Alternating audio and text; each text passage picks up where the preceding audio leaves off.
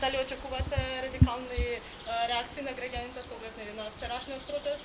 Денес се најавува протест во текот на наредните денови?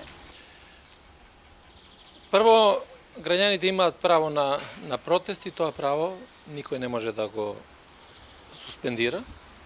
Меѓутоа протестите мора да бидат мирни и демократски, без при тоа да се напаѓаат институции или припадници на македонската полиција. Секако дека има најави за радикализација на протестите, денеска и тоа од одредени политички субјекти, радикални во смисла на напади и на полициските службеници, на напади и на виталните објекти на институциите. Затоа ќе апелирам на одговорност кај политичките субјекти во овој процес, ќе апелирам и до граѓаните.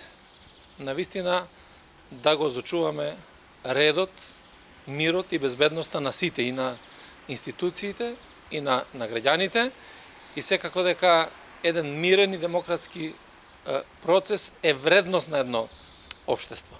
Насилството кон оние кои што го одржуваат редот, тоа е македонската полиција, насилството врз институциите нема да допринесе ништо.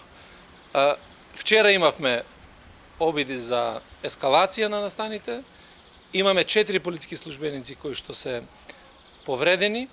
Самото тоа покажува дека навистина преку насилство не може да се постигне ништо. Сето тоа треба да се разговара низ институциите на системот, а апелирам уште еднаш на демократски капацитет кај сите политички субјекти, кај организаторите на протестите и кај секој еден граѓанин кој што ќе учествува на ваквите протести.